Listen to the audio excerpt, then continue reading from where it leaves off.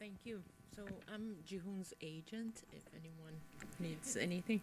And instead of inflicting death by PowerPoint, I just decided to say a few things about this meeting today and about the project in general. First, it has been a very difficult year. We've had to do major changes with the infrastructure, also in project management.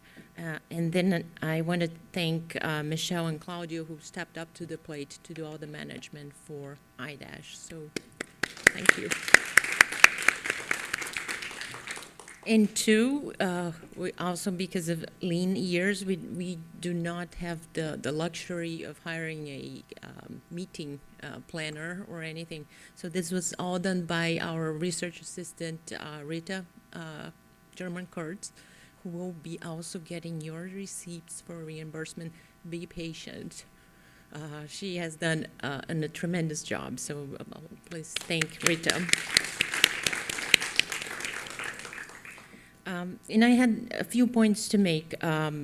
Just one, I hope this meeting emphasized the need for sharing and the fact that we are beyond the point of denial, that the data are held hostage in institutions right now, and the patients don't have control, the researchers don't have control, and there is this, what I would say, a gap between these entities, the patients, the researchers, and even the clinicians don't have control. It's mostly the institution. So if we can't do anything to facilitate that transfer, we need to do. We have shown by several presentations that technical barriers are not an excuse not to share data.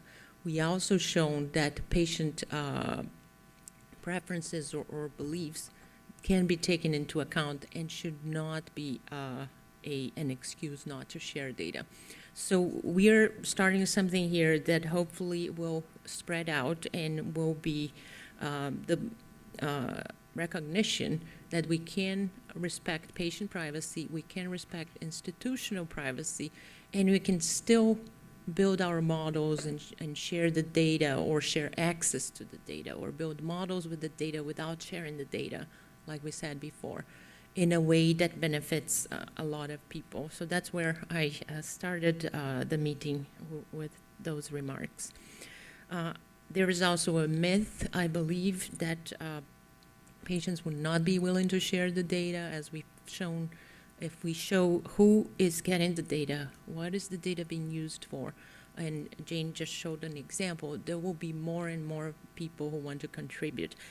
Right now, we don't enable those people, so that's what we should be doing.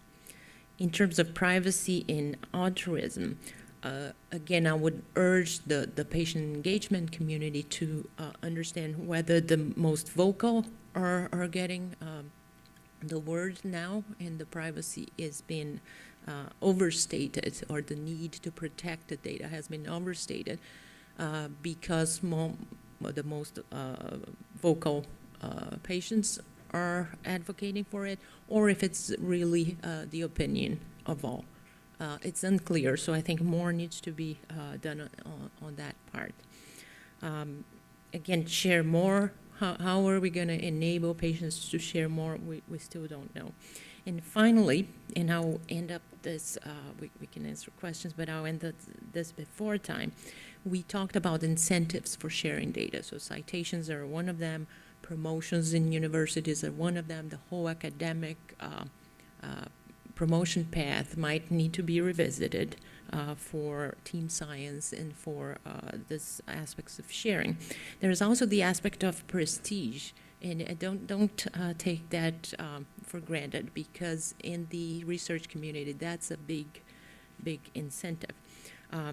But again, for that, we also have solutions. So I'll give an example of our own solution here with Jane, for example, and I represent Jihoon as an agent.